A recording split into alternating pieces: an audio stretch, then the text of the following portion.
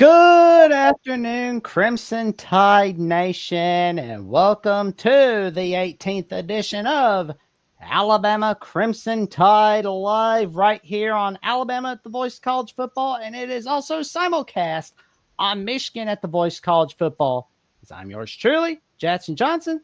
I got my partner in crime, Johnny Burtz, as we go over our take more wild stuff on the NIL stuff going on in all college football, including Nick Saban's takes on it and what Greg Burns plans to do about the NIL fund.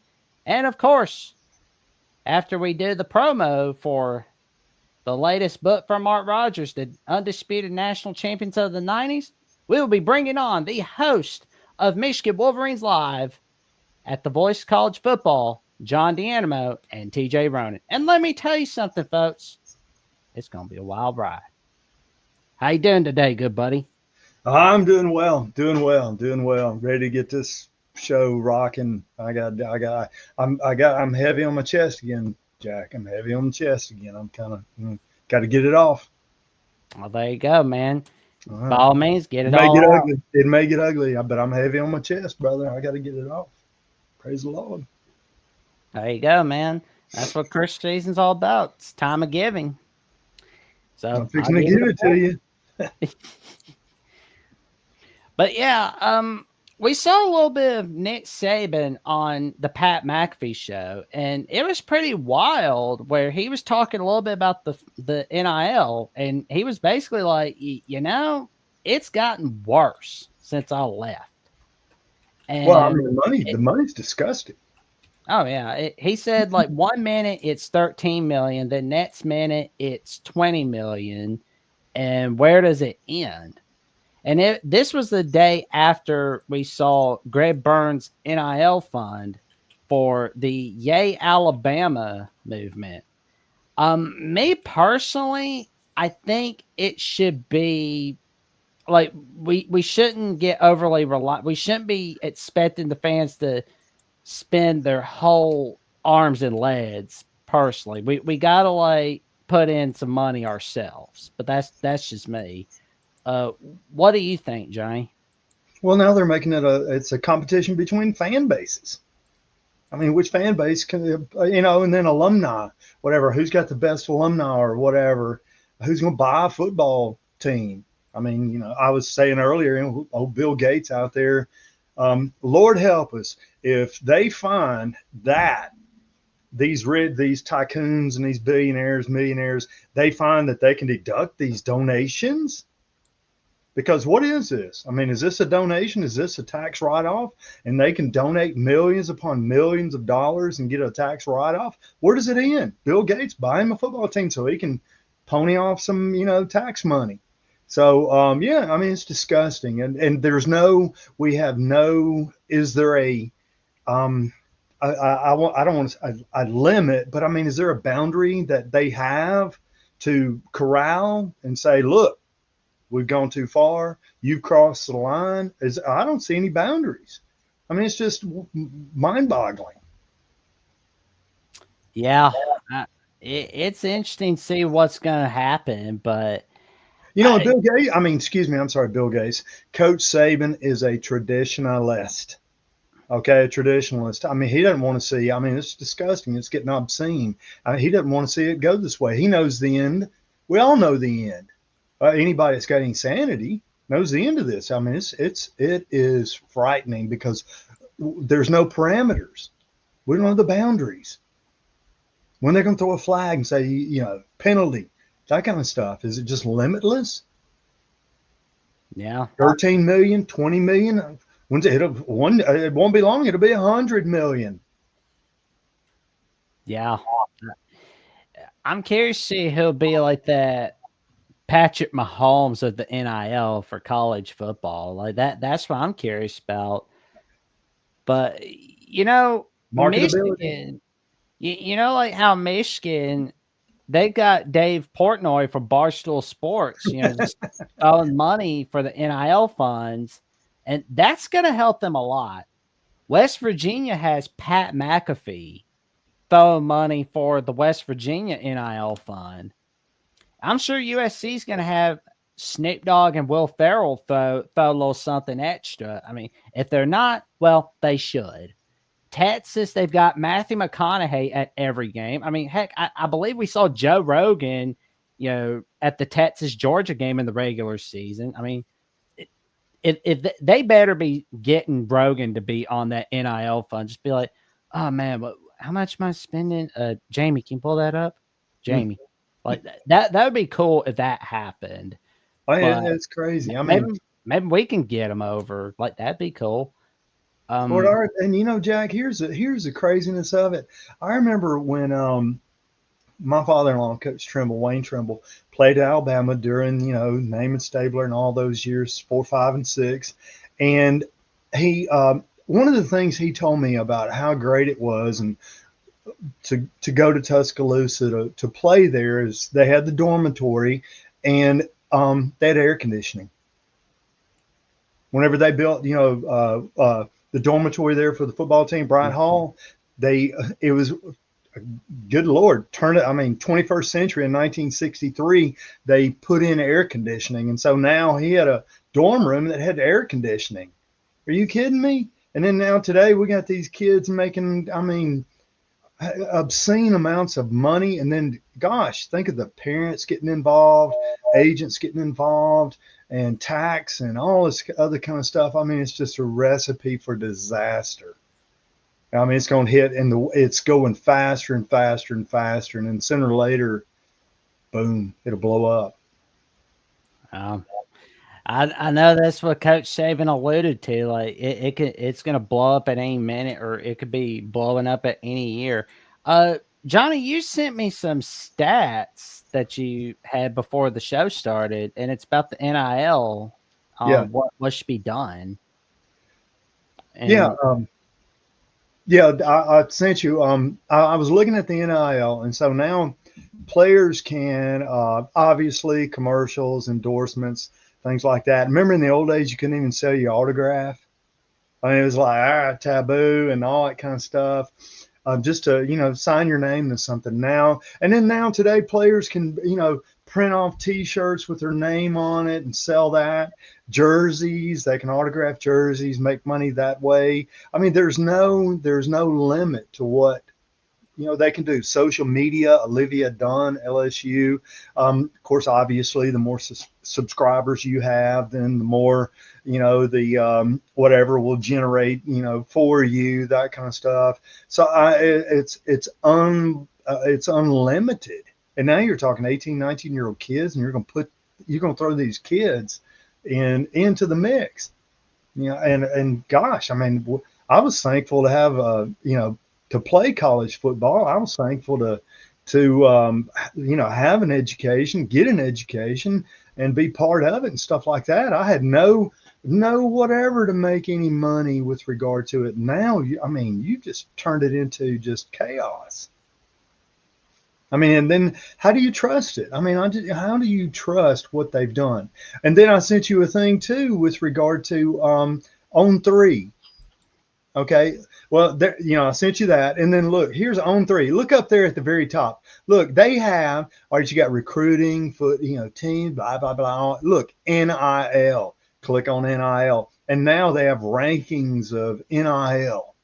Are you kidding me? Look over there. 5, 4, 3. All this millions of dollars. I mean, it's disgusting. And I mean, but here's what people are forgetting. These guys are benefiting off the back of the university. See, we've reversed the model, Jack. All of a sudden, it was the university was benefiting off the back of the player. Look what they've done. Totally reversed it. The player now benefits off the university. Yeah. The only benefit back in the old days was room, board, and tuition. And now, I mean, it's stupid. But and then go now. How are we going to pay for this, Jack? All right, how are we going to pay for this? So now you got players are free agents. They can market themselves, whatever. All right, and then now universities are all of a sudden having to pony up all this extra money for all these packages. and that kind of stuff. And then, all right, so how are the universities going to do this? Because the players can do their own individual contracts with Geico, go up here and sell some insurance, some crap like that, stand in front of a duck, and so the universities, they're not going to get a cut of that, are they? I mean, I would like to know that. I mean, but now the players are getting all the benefits. Do you follow where I'm going with that, Jack? Yes, I am. That's right here. And now now you got to own three, and now they're benefiting off this crap. It's stupid. I mean, and it's going to blow up. It's ugly. And now, what are the universities going to do? Because they're got to, you can do your individual. Now the universities are doing collectives, where we're going to ask our fan base, we're going to ask whatever people to pony up money and that kind of stuff. So what's the university going to do? Pull up Wisconsin. Ticket prices. Look at that right there. First game. I mean, how are people going to afford to go? And Alabama's got 100,000, whatever number stadium to fill seats. Look at the prices right there. All right, that's third game of the season. Go to Georgia 2 games later, I think. Look at that. Who's going to pay that? I mean, who's going to pay that? Hell, I don't have enough. Hell, I'll watch it on TV. Why would I want to go down there and spend 12 hours and, trying to get in the stadium, another 12 hours trying to get out of the stadium and get home and pay that kind of gross stupidity amount of money? I mean, crap, I'd rather take that money, give it to my kids for Christmas. Look at that. But you'll have people have more money than me that'll pay it, I guess. Whatever, we'll see. Time will tell. Well, we'll definitely see what happened. But on a better note, the CFP playoffs were nuts. I mean, it was just whippings all over the place. And Steve, it was a waste. I quit watching it. It was a waste. And they want to, make it more blah blah blah and all that kind of stuff. And they had these stupid games, these whatever. I mean, come on. And everybody griping and complaining. How many SEC teams deserved it? Well, put the best teams in there. They rewarded mediocrity, and that's what they got. I can't wait to see the viewership. I mean, really, after the first quarter of SMU, I turned it off. It wasn't worth watching. I mean, Tennessee, it wasn't worth watching. I mean, I expected more from Tennessee, but Indiana, it wasn't worth watching. Why? They're going to pay all these millions for commercials and all that kind of stuff, and it wasn't worth watching. It was a joke. I mean, come on, put some games on it people want to see. Quit rewarding mediocrity. Everybody gets a trophy. Yeah, I was not too thrilled about that Ohio State Tennessee game. I mean, I expected SMU get smacked off the face of the earth. I figured that Clemson Texas be close, but I didn't think it would be a whipping. But Texas kind of play with their food a little bit, as our guy Matthew Miller put it. Well, all I'm going to talk about is SMU. All right. So that whatever guy, what was his name? Durant, whatever, from Michigan, college football, whatever guy. Sorry, guys, that coming up behind me, but saying, oh, well, we had the committee there and SMU played them close. And we just felt like, they started coming back and we just felt like whatever. Oh, you got rewarded for losing. You lost. And you got rewarded for losing. I mean, what is this? Participation certificates and, whatever trophies for, you lost. And everybody knew it. I mean, I'm not going to say. And I could have been wrong. SMU could have, whatever. I don't know. But in reality, if you have just a common sense reality, you knew what was coming down the pike. Here we got Boise State with a whatever bye. And here we go with that one. So that's next. Indiana, they didn't play a soul, made the playoffs. What happened? We all figured it. Do you think that Boise State, Penn State, we're going to see that on New Year's Eve, of course.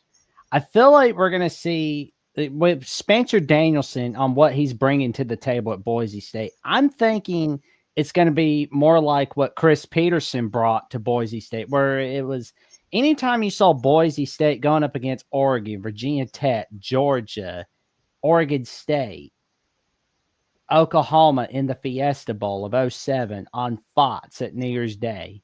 They were always winning those big games.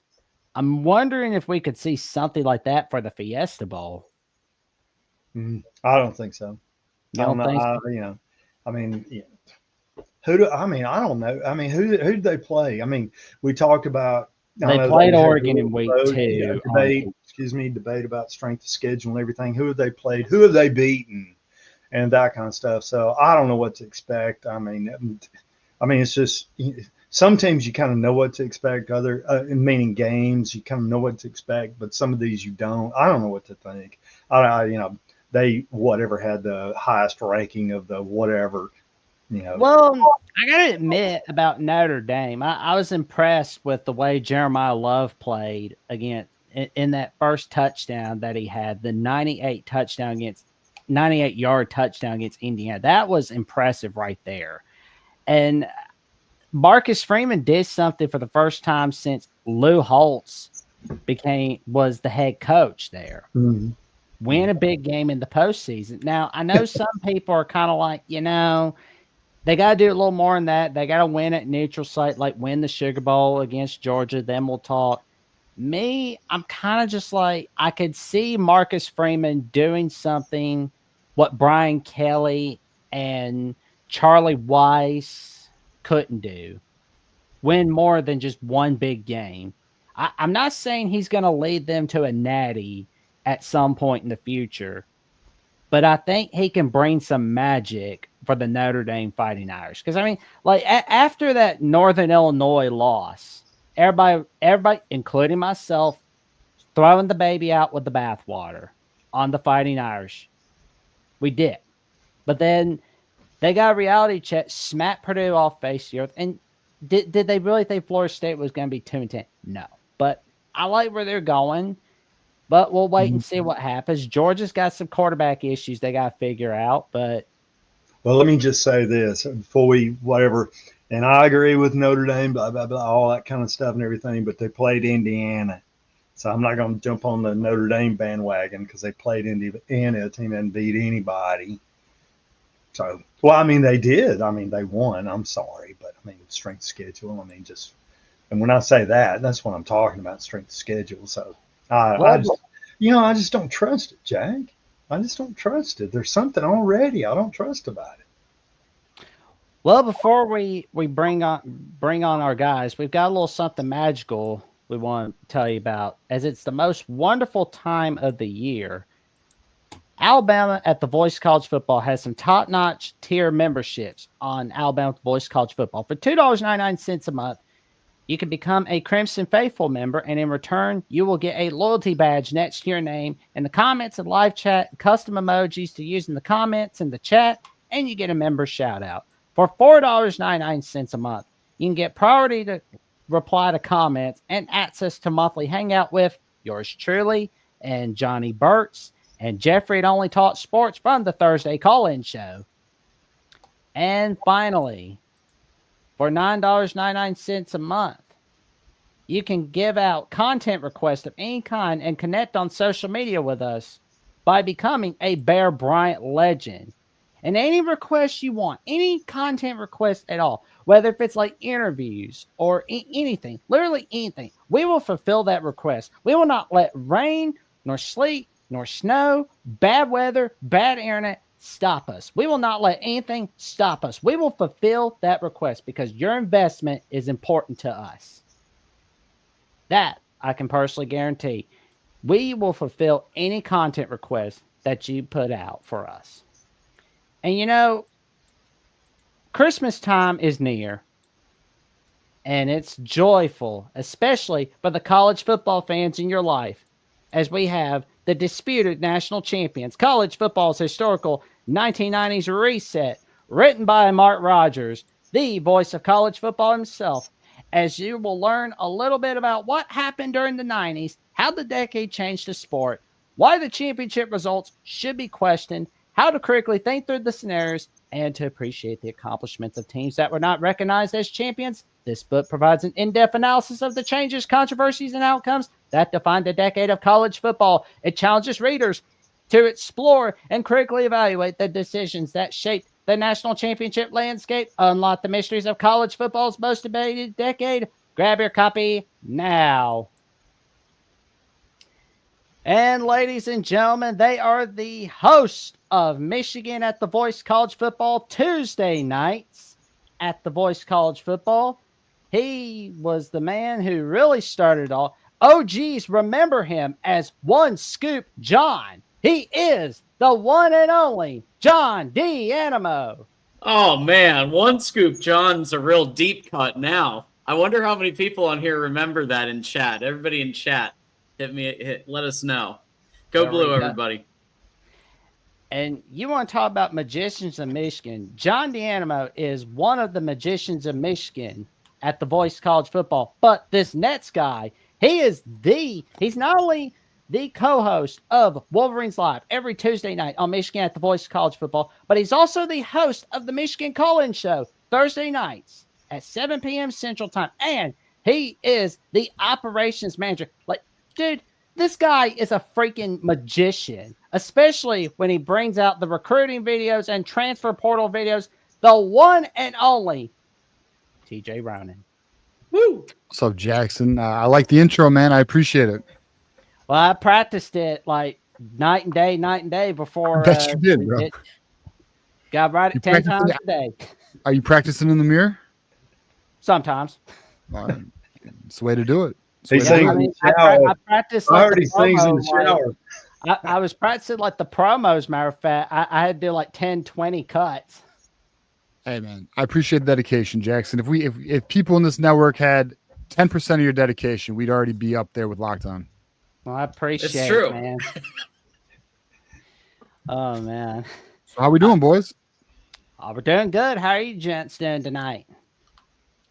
I mean, hey, man, it's Christmas is coming. Yep. You know, I saw, Coach Burke's rant about the playoffs this weekend. It was not the best, but you know what? We did have football, so we'll take it. But yeah, the matchups did suck. So Yeah. I don't disagree there. They're going to need to look at that. And then just so you know, you took a shot at Ward Manuel. That's okay. Yeah. We take Yeah, we're cool with that. Yeah, we take shots at Ward Manuel all the time. Don't feel Hey, bad. guys, when he got on there and started, well, we saw him and they played and they whatever and played him close. I mean, what are we doing here? Participation certificates. Oh, you did great here. Let me hang this little medal on you. Yeah. I don't know if y'all saw this, but it drove me nuts. My daughter was playing soccer one year and she played on this team. They didn't win a game. And she got a trophy. Yeah. I'm sick of it. I mean, just whatever. Let's don't reward mediocrity. You're not wrong. You're not wrong. I mean, that's an issue in a lot of areas, Strength of schedule, whatever. Yeah. And I know Alabama, and I said this, and y'all may have seen this. I said Alabama lost to Vanderbilt. Yeah. Okay. Lost to Oklahoma. Yeah. They were 6-6. Two pretty good teams. It's 6-6. In Mountain West, that'd have been 10-2. Whatever. So we can do all this semantics with regard to all of that. Bottom, I got SMU for playing Clemson close, and then look at poor old Clemson. I got a lot Tennessee kind of earned us. Paul Feinbaum was talking about this, and I don't usually talk about Paul Feinbaum in a positive way, but he did say, "Hey, at least Tennessee kind of, deserved it." And then you had teams like SMU who were, and look, Indiana did beat Michigan, but look, let's face it, neither one of them should have been there. Well, all right. I do think Indiana earned their right. Their schedule was easy, but they earned their right. Okay. Like, for what Kurt Signetti did, taking a 3-win team to that level and the best record in school history. And let's be honest too. Indiana has the 16th ranked talent level in the Big Ten, right? So, I mean, he did a hell of a coaching job. There's just such a talent gap. Yeah. He couldn't overcome it against it's tough. Notre Dame, right? Yeah. Plus you're on the road. I mean, it's a hell of it's a tough game for anybody, and I'm a fan. I don't know how you are, Coach Burks, but I'm a fan of Kurt Signetti. Maybe I don't know how you feel about him. No, I do. I think he's a damn good I'm coach. a fan too. I'm a fan Now, too. regarding the SMU Alabama thing, I got some crap on my end because I felt Alabama should have got in. And people are like, no, SMU there. And I'm like, guys,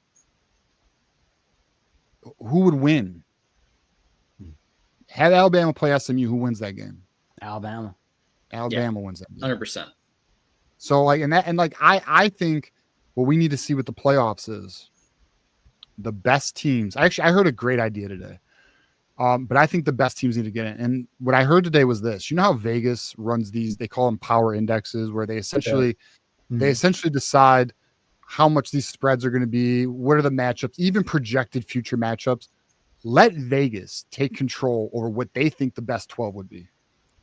And then run it. That'd give you your best matchups. That'd be your best model. I agree with you. I agree, because I'm gonna tell you what, when I go look at the odds. I go, because these people are betting serious money, and they are going to study, and they're going to have whatever. Right. And then I look at this committee that have y'all looked at how many people are on this stupid committee? I mean, all these talking heads and all this kind of stuff. What is it? How many people are on there? 30, 40?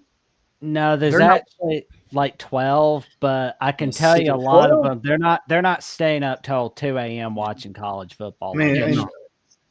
Yeah. But anyway, I think I agree. I mean, people that are betting money they have an interest. Nobody wants to lose money.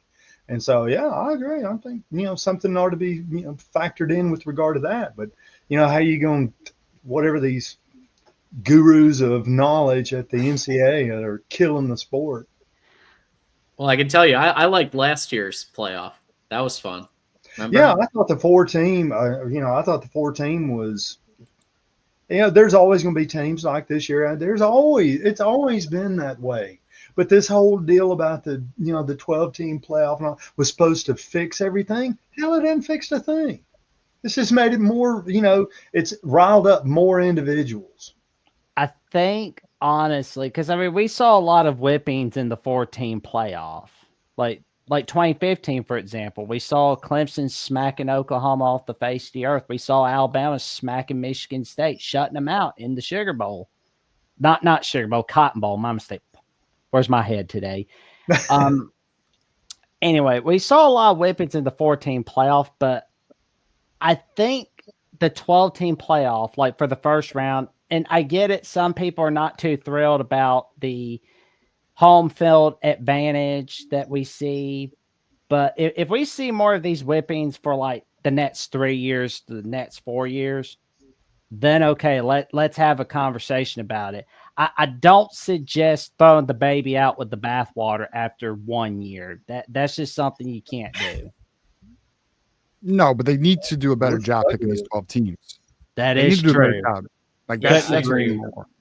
And what's interesting too is I was listening to like some good conversation on this. These next games won't be any better. How do we think Arizona State's going to do against Texas? Oh, it's going to be horrible for them. When bracket came out, I was like, Texas got a straight shot to the semis. I think we're going to see a little bit of the same thing we saw with Texas Clemson. Texas is going to get a really good lead against Arizona State, and then they're going to play with their food just by a little bit. Because I remember our guy, Matthew Miller, was talking about it on the Texas Clemson postgame show. Matter of fact, he was talking with our buddy from After Dark, Sean Garner, about it, where he's like, they play with their food a little bit. Can't do that. You cannot do that playing down to your opponent a little bit, because one of these days he's going to bite you in the rear. That's what it's going to do. Yeah, it's a mess. They got to figure it out. But you know what? Screw the playoffs. We got a bowl game, boys. Yeah, we do. It's a rematch. Rematch. It's like a Christmas wish for me, because we get to play Michigan again. It's a double rematch if you think about it. Not a Christmas wish for me. I am not wishing this Christmas. To be honest, I wanted LSU in the Music City Bowl. That would have been great. Oh, man. Putting LSU in this place. Just because we stole here's my gripe about it. And I would really, really, really be on the edge of my seat, because I've watched Alabama, Michigan. I remember, when Tom Brady, I was sitting there watching that game. I was in New Orleans watching that game. And back then you went into a bowl game with the team you started in August. That's my biggest problem with all of this, is the team you start in August, first, start practice, the end of January, whenever they want to let them jump and leap and whatever. I mean, you got to play the full season. That's why I think you need to. You don't get to do anything until May. 4 years. Yeah, you got to play the whole school year. I mean, these guys, you're going to have guys now that are going to roll through. We used to be on them about maintaining eligibility and all that kind of stuff. When they're constantly they're only at a school a semester, and then now they're going to another school. And so I mean, I would trust and enjoy and appreciate the game more if the team Michigan started the first game, those players were still playing here against Alabama, and the same vice versa. So I just don't trust the model that where these kids can jump and bail and we could do a whole hour on this, but we need contracts. I think is the real where we need to go, because you have a contract, it's a little bit harder to swap around so much, and you actually have to dedicate yourself to a particular. Well, school. It used to be when I played, when you signed that scholarship, you were obligated. If you wanted to transfer, okay, you had to sit out a year, but you were obligated that contract and that kind of stuff. And now, I mean, kids just jumping, there for 3 months and gone. And I would appreciate and enjoy the game so much more if the team Alabama started the season with, the team Michigan started like it used to be, we're playing in this bowl game. That would be a beautiful thing to see.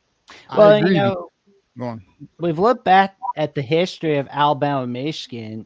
They've never played each other in Tuscaloosa or Ann Arbor. It's either been a neutral site game or it's been in a bowl game. I believe the 1997 Outback Bowl, that was Gene Stallings' last game as head coach for Alabama, that one. Alabama won that one.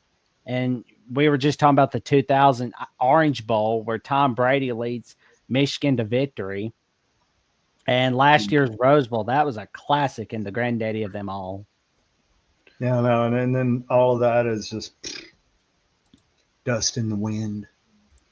Yeah, I mean, it would be nice to see, you guys, you got Jalen Milroe playing. We don't have our top guys are not playing. Kenneth Grant's likely not playing. Mason Graham's likely not playing. Will Johnson's definitely not playing. Josiah Stewart's not playing. We have all these all of our top players are just not going to play. So you guys are going to play against our JV team almost. Khalil Mullings we got guys jumping ship too. So, we had Oates, and we got guys jumping ship too. Yeah, but you still have, not as much as y'all. You guys have a bit more depth than us, I would argue. And your starting quarterback. We don't have a damn quarterback. I mean, I guess we do. We got Davis Warren. Yeah. I mean, hey, Davis. He's the Ohio Slayer. That's right. Ohio State killer. You're right. Some respect on his name. You're right. Yeah, I need to do better. But it's just, we'll see how it goes. I mean, I just so you know, I know we'll probably actually I'll wait. I'll save it. But regarding predictions for the game, I already feel a certain way about how it's going to be trending or heading. But we'll get to it when you get to it, Jackson. But yeah, I mean, I'll say this from our side. I don't know about you guys. You guys are probably similar. From our fan base, there's really no juice for this game. You guys probably feel the same way because you're used to going to the playoffs all the time. And we have been through the last 3 years. But the way the season has gone and then the players who are not playing, really, and it's kind of sad. And I know we got I see a lot of our, a lot of our community in the chat right now, but the portal is more of a highlight than the bowl game. And that's really sad because after this bowl game, there's no more ball until you got spring ball, but you get one game. And then you got to wait all the way to August. And it's a long off season. And it just kind of sucks that we're just not, we can't fully enjoy it, Yeah. Well, too, here too. I mean, now this thing is cast now until January 20th? Well, we got 6 full months of spreading this chaos and lunacy out. You get worn out after a while, Jesus. I mean, used to be, a season was 3-4 months, but now, God, it's half a year. Yeah, I mean, for me, that's not the issue because if your team's in it, it's a good run, right? But if your team's out, you lose interest. Right. Yeah. And that's why what you're saying, I don't know who's going to show up. And I mean, I don't have any urge to go to Tampa. Do y'all? No. I want to. If I still live there, I'd go. But I moved up a couple months ago. Okay. But no, I mean, I think just high level, what concerns me about this game is that Jalen Milroe in particular, I think has a chip on his shoulder from last year, right? And you combine that with DeBoer having coached against Michigan in the national championship. They're particularly motivated in this game, whereas Michigan is kind of like, we're going to be playing freshmen. We're going to be playing Davis Warren. We're going to be playing all the first rounders are out. So I think that kind of lends to the uneasiness that some Michigan that we're a lot of us are feeling at the moment. Yeah, a little bit of angst. Yeah. Yeah. Well, we've got the opt-out tracker to see who's in and who's out so far as of right now. Yeah. Donovan Edwards won't be playing in the bowl game, I believe, because of the NFL draft. We know Kobe Prentice is gone because of the portal. Hurley's gone. Keanu Cole is gone. Otis is gone. And wow. Yeah, one of our guys, I believe, Backway, he was going to transfer out of Alabama, but then he had a change of heart. Was like, you know what? I like it here in Tuscaloosa. I want to stick around with Brian Williams. I mean, he had his Leo DiCaprio moment. Said, "I'm not leaving, everybody." So this list is not up to date at all because it doesn't have Mason Graham. It doesn't have Will Johnson, and not only that is Justice Haynes ain't playing for you guys, right? No, yeah, he's opted out. Yeah. There might be a part two. Maybe there's a part two of the list. Yeah. Jack. There we go. We're going. Well, that just goes to show you, like, if like that list was already long enough. Like, I remember when, I don't know, I'd say around like 2015, 2016, you might get like 1 or 3 guys who would sit out. Now it's like a quarter. Donovan Edwards is wild, man. Though, because if I were him, I'd want to play. F it, bro. I mean, I don't even give a damn. I'm so. I gotta be honest. I know. I'm over the Donovan Edwards experiment. I get bro. it. From his perspective, though, I mean, why sit out when you're probably on the bubble in the 7th round? He might not even get drafted, bro. He might not even get drafted. I mean, physically, he's nice, but if I'm a team, I wouldn't take him unless it was a 7th round flyer, bro. And even that, actually, to be real with you, if I was a team drafting, I wouldn't draft Donovan Edwards. Yeah. Kinetic has put some of Kinetic's put some of the names in the chat here, but yeah, so anybody who's projected first round, Josiah Stewart, obviously Will Johnson, Mason Graham, Colston Loveland, they're not playing. Kenneth Grant is first, maybe he might slide into the 2nd, but I doubt he's playing. Tyler Morris entered the transfer portal, so he's not playing. Anybody who's going to be a very high NFL draft pick is sitting out, from what I understand. Dang, and remember back in the old days, everybody played. Everybody. Yeah. Yes, I mean, I think what's going to happen. So selfish these days. We've turned it in. It's just all about me. It's so selfish. I think what's going to happen, though, Coach, is you're going to get a collective bargaining agreement. These players are going to take contracts, and you will not get your NIL unless you fulfill your contract. And that's just where it's going to have to be. And right now it's real great because the NCAA, let's be honest too, the SEC and the Big Ten are going to break away from the NCAA. They're meeting every month already. So they're already meeting every month.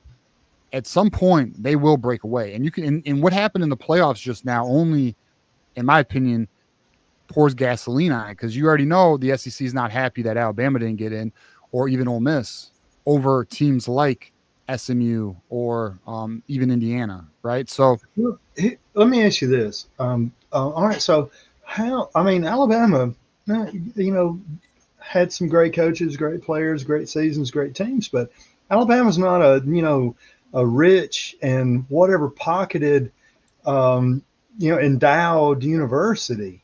And so how are, now it used to be tradition and it used to be recruitment and stuff like that. And now it's all coming down to money. And so teams. I mean, Alabama, Auburn. I mean, some of these schools are not.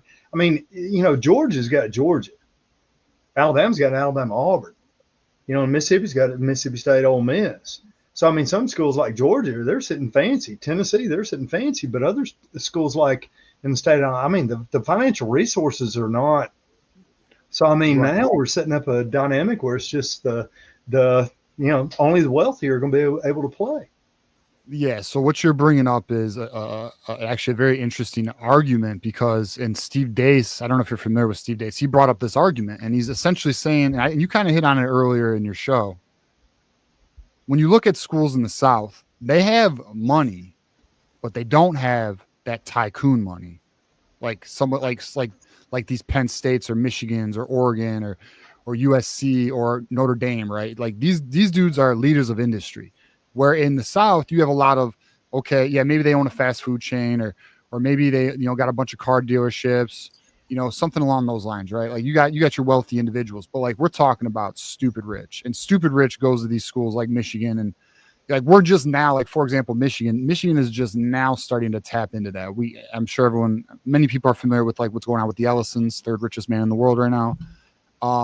That's how we got Bryce Underwood. Stuff like that. So like when you start getting these people starting to play ball, it's gonna get very unfair very quickly. But let's also be honest, money's been in the game for a long time, and now essentially the floodgates are open, and it's gonna get worse, Coach. When this house settlement passes in April, and now these schools can start paying these players also, it's only gonna throw more money into the market. The price is only going to go up.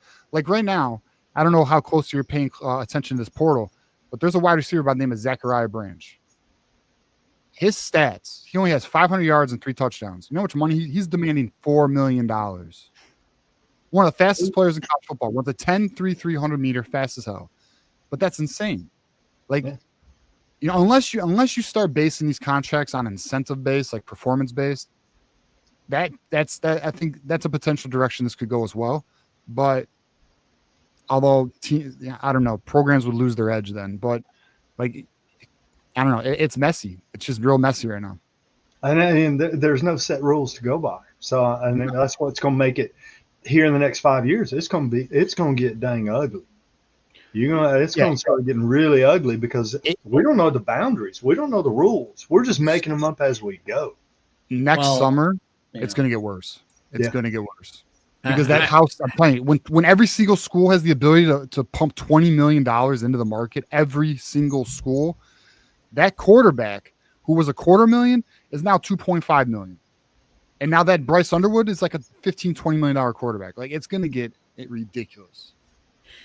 Yeah, I will. I might rile the Bama fans up a little bit here, but let's be honest that Nick Saban isn't exactly somebody who's completely far removed from compensating athletes. So I think that we also just need to remember that I think that part of the reason that he's a little bit upset is that that last year in 23 he actually had to deal with more parity, right? Because now instead of Alabama and Georgia and one or two others being way up here and then everybody else is down here, now you're starting to see a slight bit more parity. And now it's not just Alabama and Georgia, but now you've got the Michigans, and obviously Ohio State was also up there pretty high. But now you're seeing some others start. It's starting to even out a little bit. So we also just have to remember that we have to consider the source of some of these things.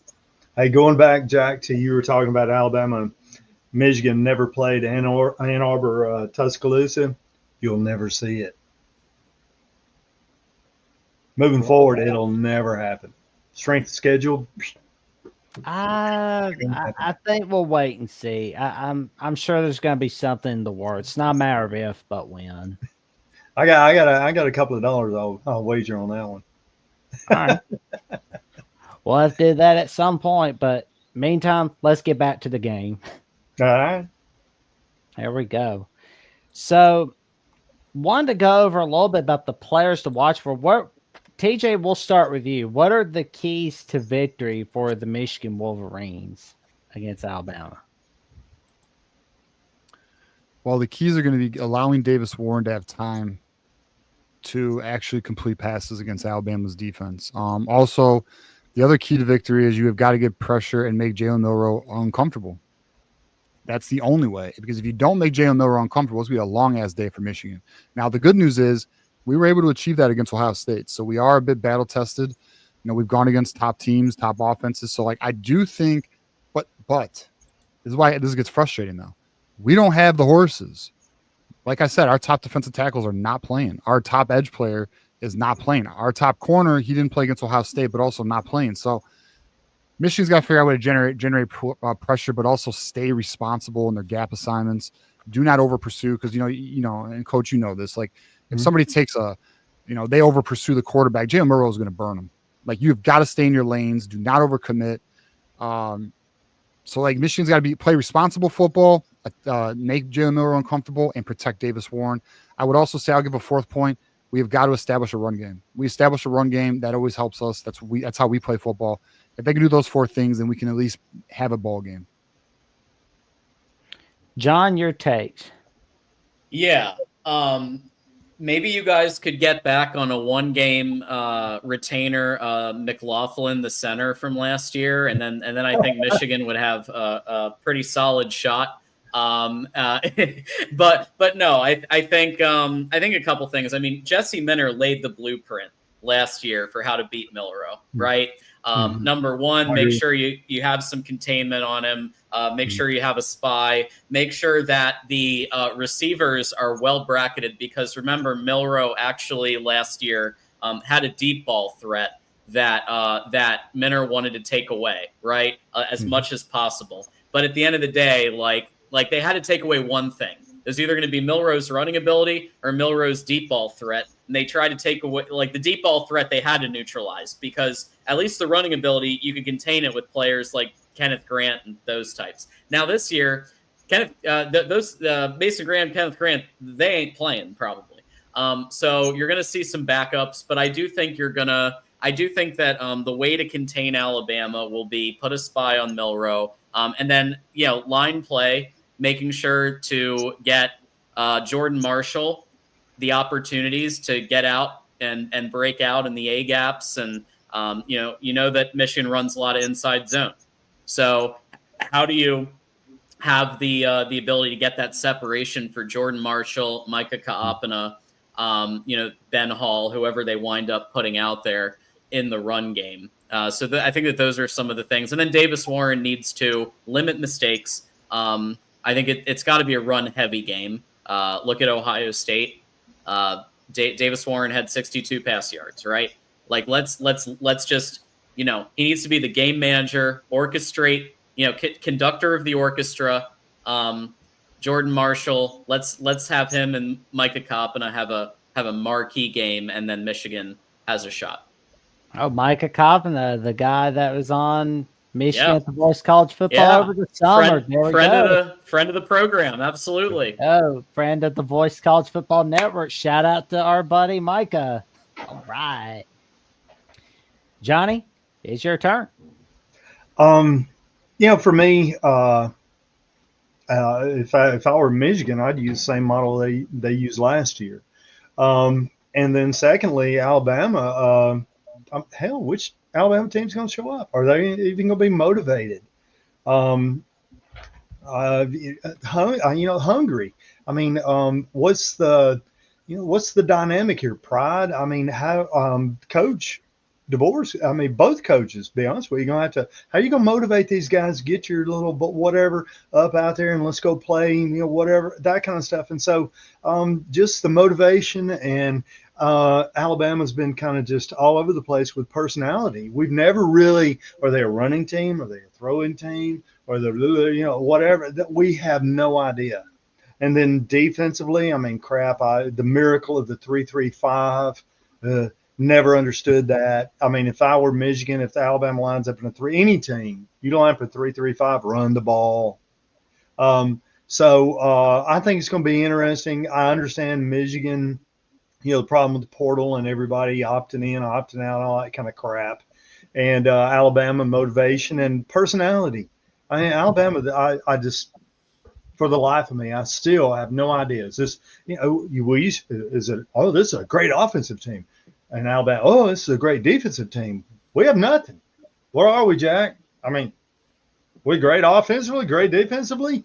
I mean, it's just like we're up and down like a stock. You never know. I mean, hell, who's going to show up? The motivation. Yeah. Well, one play that's really I have no idea. I have no idea. I mean, Alabama went, Vanderbilt laid an egg, went to Oklahoma, laid an egg. Hell, they may go down Tampa, lay an egg. I don't know. Well, anybody that's new to the program, does anybody know what play was common that was used in our losses to Oklahoma, Vanderbilt, and Tennessee, and almost lost South Carolina? The shuffle pass. Yeah. I love that. More and more teams. I'm going to tell you, I'm seeing a little bit more and more of the old option game, not the RPO run pass option, but I'm seeing a little bit more read and pitch and that kind of stuff. And that's a beautiful thing. Beautiful thing to see, the option kind of creeping back in there. But back when it first started, it was Utah pass, and everybody called it a Utah pass. Now, the little shuffle pass, that kind of stuff. But yeah, the option, and I think that's an added dynamic. I'd like to see a lot more of that back in the game. Yeah, but yeah, the shuffle pass will be key to beating Alabama. But we have to do more of what we did against LSU and what we did against Georgia. If we do what we did against those guys, we'll be more than good to go. We can't have a game like we had against South Carolina or what we had against Vanderbilt or Oklahoma. No, we can't have a game like we had against Tennessee.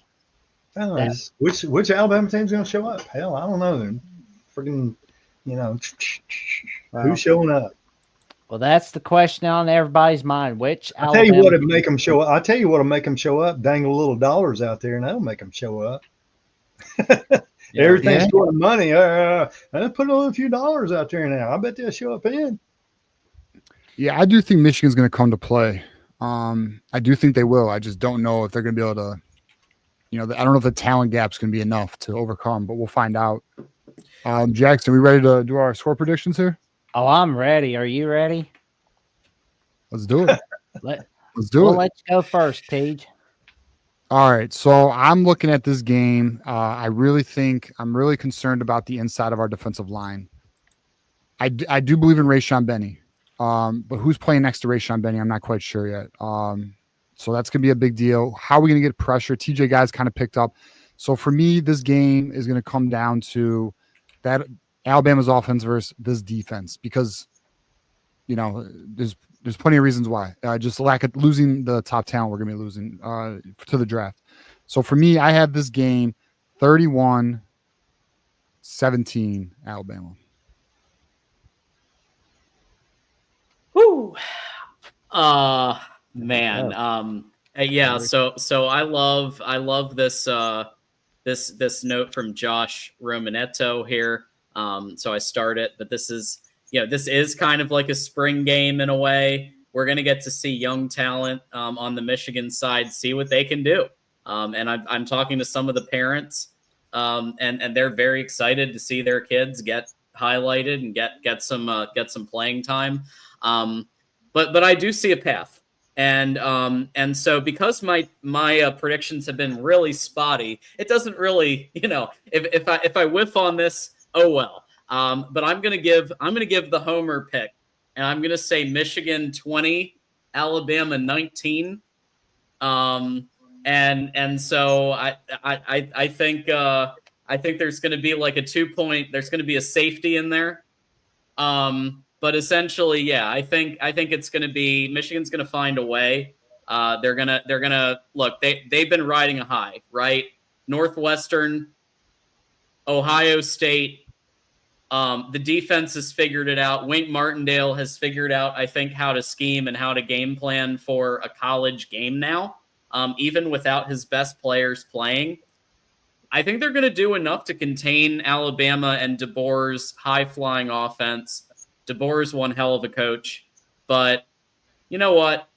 It's Christmas. Michigan 20, Alabama 19. Why not? There you go. Johnny, it's your turn. Let me ask you guys, y'all got anybody in cover Ron Williams?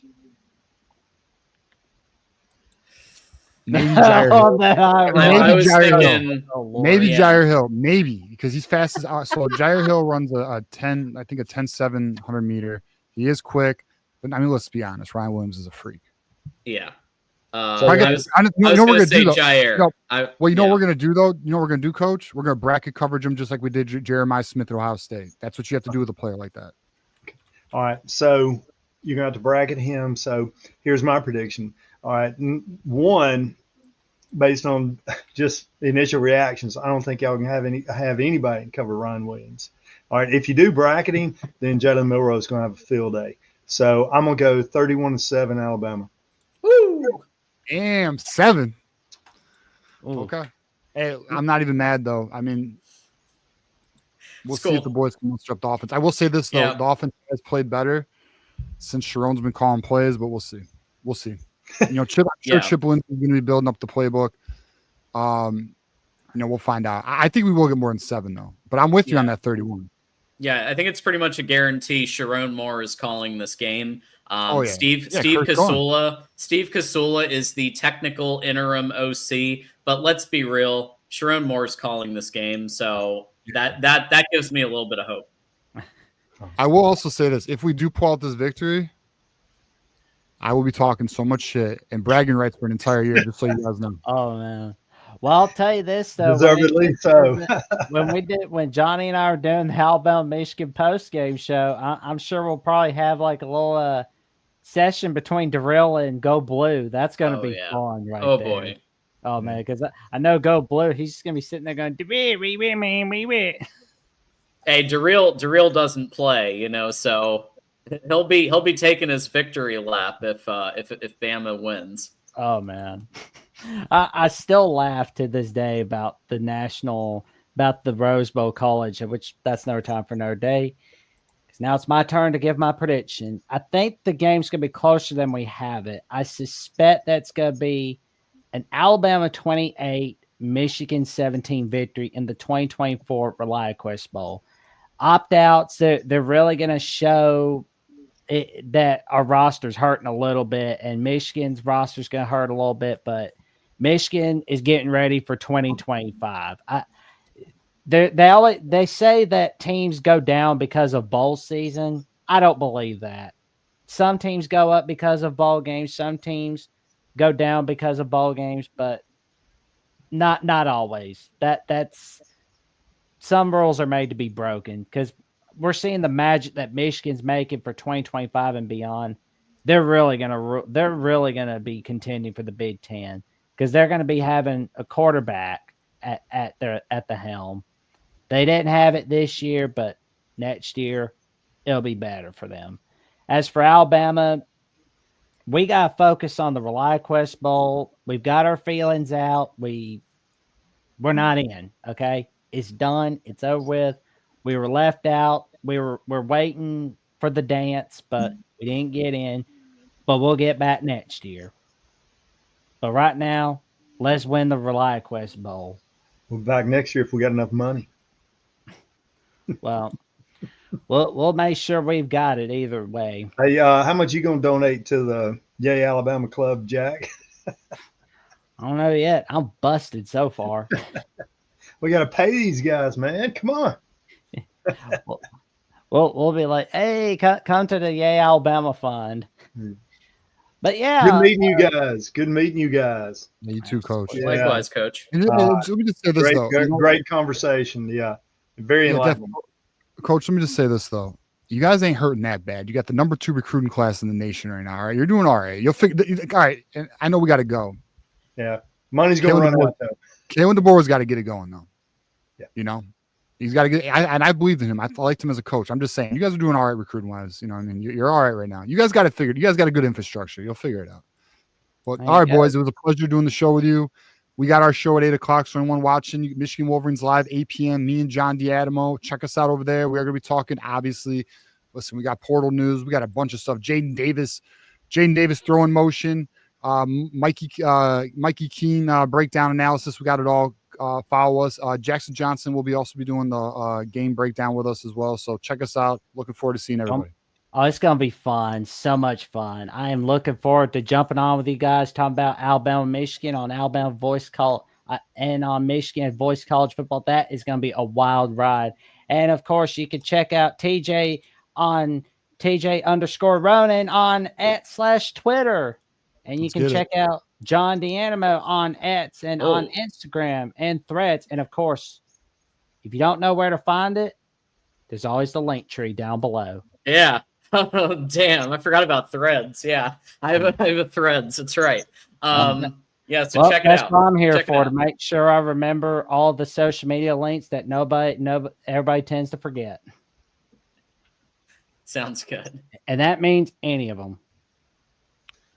All right, guys. All right, there we go. See you. We'll be seeing you. Go Blue. Roll Tide.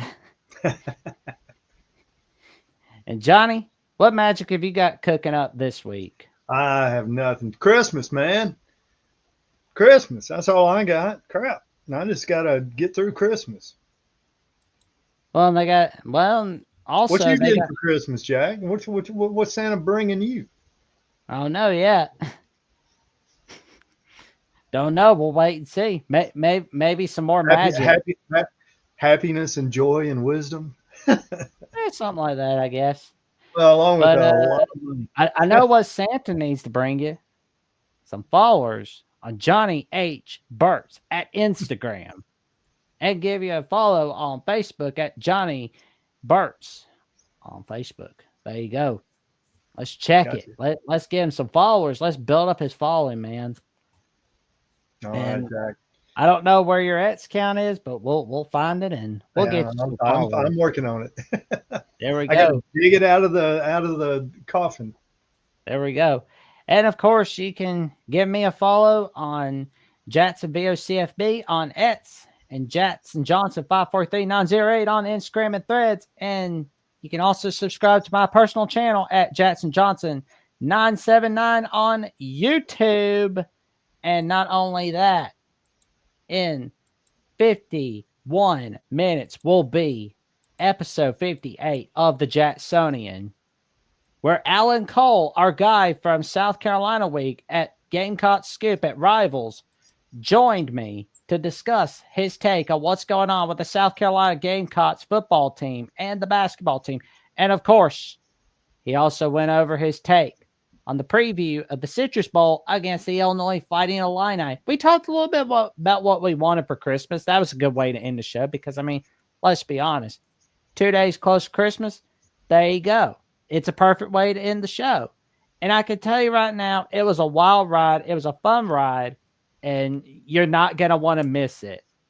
So tell your friends, your family, and the cashiers at Publix about the magic that I'm not only doing on the Jacksonian and what I'm doing with Austin on the Pits Analysis Show and the Buzzer Beater with our friend Will and D, but of course, the magic that we're creating on Alabama with the Voice College Football. We have got to beat the Texas Longhorns to 3,000 subs. We got to show them who's boss in the SEC.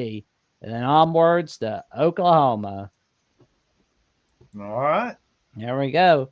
And with that being said, we wish you all a good night. And sleep well, stay safe, stay warm. It's cold out. Merry Christmas, Happy New Year.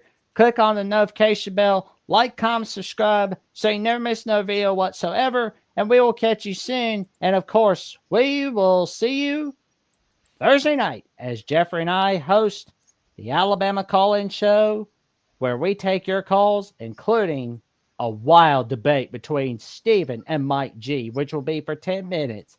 But after 10 minutes, we blow the whistle. And with that being, and in the meantime, good night, everybody.